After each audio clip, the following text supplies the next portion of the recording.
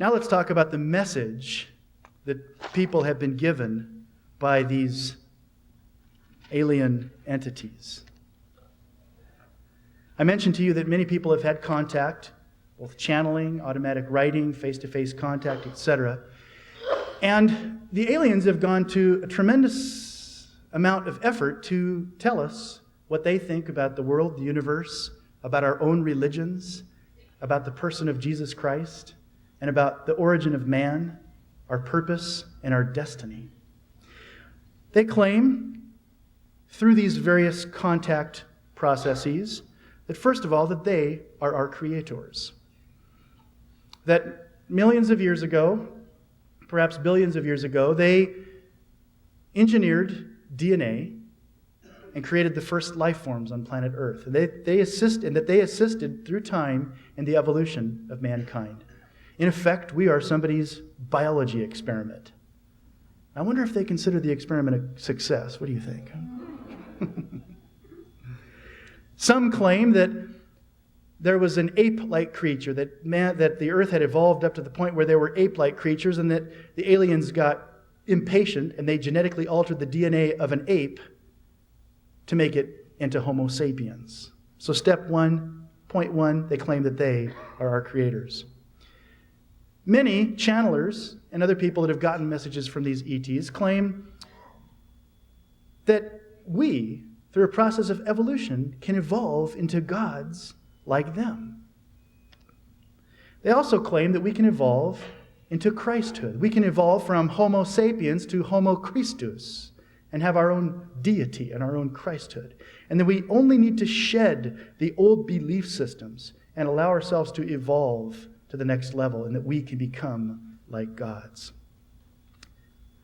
Didn't Satan say something like that to Eve in the Garden of Eden? I don't know. I can't remember. They claim that Jesus and Buddha and Mohammed and Krishna, all the leaders of the great religions of the earth, were fathered by ETs. That what happened was that an extraterrestrial put Mary into a deep sleep and impregnated Mary. And when she woke up, she was pregnant with the baby Jesus, who was a half ET, half human light worker. They claim that in each epoch, each period of man's history, that the ETs have intervened and sent light workers or teachers or avatars like Christ, like Buddha, and like Muhammad, who have come into the world for the purpose of enlightening mankind and giving us successive revelation about our origin, our purpose, and our ultimate destiny here on planet Earth, and that they are directly responsible for the origin of these various religions. Through their channelers, the ETs promote the notion that the earth is a living entity and that Mother Earth is to be worshipped, which is also the beliefs of shamans, which is a form of witchcraft. And we're told by these ETs that we need to unite into a global, governmental, and religious system. And if we do not unite into a one-world government and a one-world religion, we are doomed. And that they are here to help their little biology experiment along to this next stage of our evolution. Many people have also been told by these ETs that there's no such thing as sin. There's no need for salvation and no need for redemption. And overall, the message from these alien entities contradicts the biblical worldview. Name a biblical doctrine, and I can show you an alien message given through one of these contactees that contradicts the biblical message.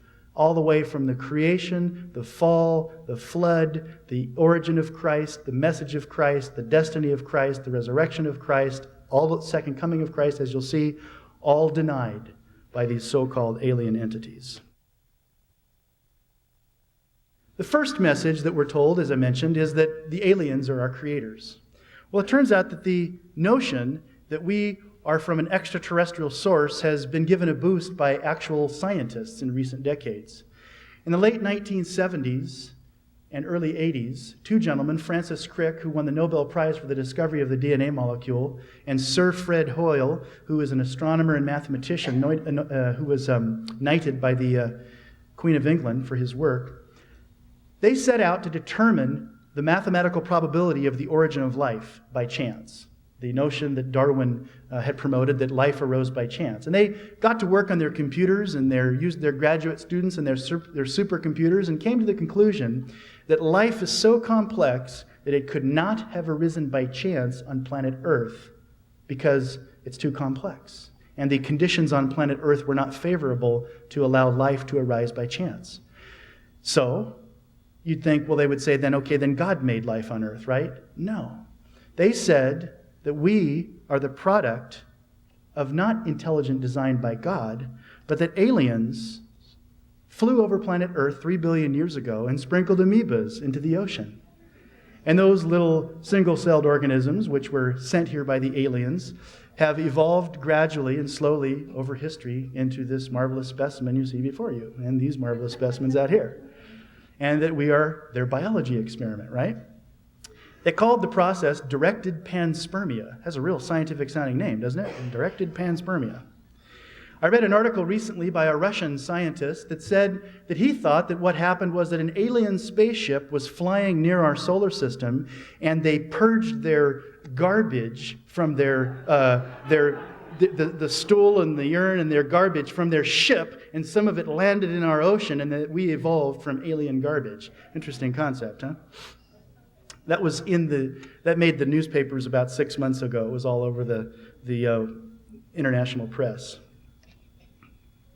And in 1996, when NASA reported that they believed that they'd found evidence of life, microscopic life from Mars, one of the scientists suggested that maybe planet Earth was seeded, that life arose first on Mars, and that maybe we're actually Martians.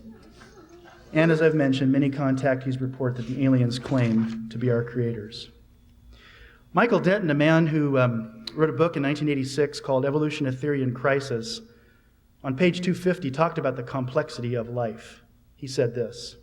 He said, although the tiniest bacterial cells are incredibly small, weighing less than 10 to the minus 12 grams, each is in effect a veritable micro-miniaturized factory containing thousands of exquisitely designed pieces of intricate molecular machinery made up altogether of 100,000 million atoms, far more complicated than any machine built by man and absolutely without parallel in the non-living world.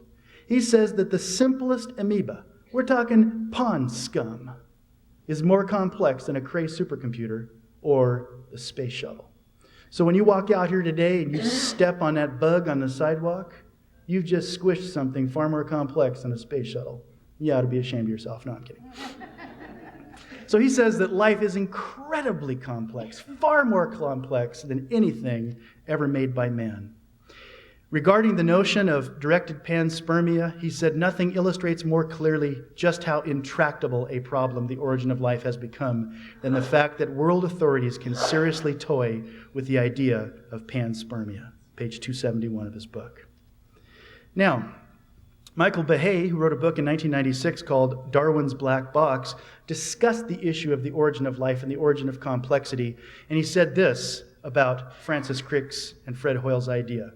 He said the interesting part of Crick's idea is the role of the aliens, whom he has speculated sent space bacteria to Earth. This scenario still leaves open the question of who designed the designer, the aliens. How did life originate originally? Well, they'll say, well, see, the aliens that sprinkled us and made our Earth, they were sprinkled by a previous population. Well, who made them? Well, a previous population to them flew over that and sprinkled them. Well, who made them? Well, a previous population prior to them had sprinkled them. And so you have this infinite regression back in time of aliens flying around the universe, sprinkling amoeba or dropping their trash accidentally on planets, and that gives rise to planet Earth. I mean, gives rise to life in the universe. Well, the problem is we've got a finite universe, as Chuck mentioned. Space and time and matter had a beginning, so you cannot have an infinite regression back in time.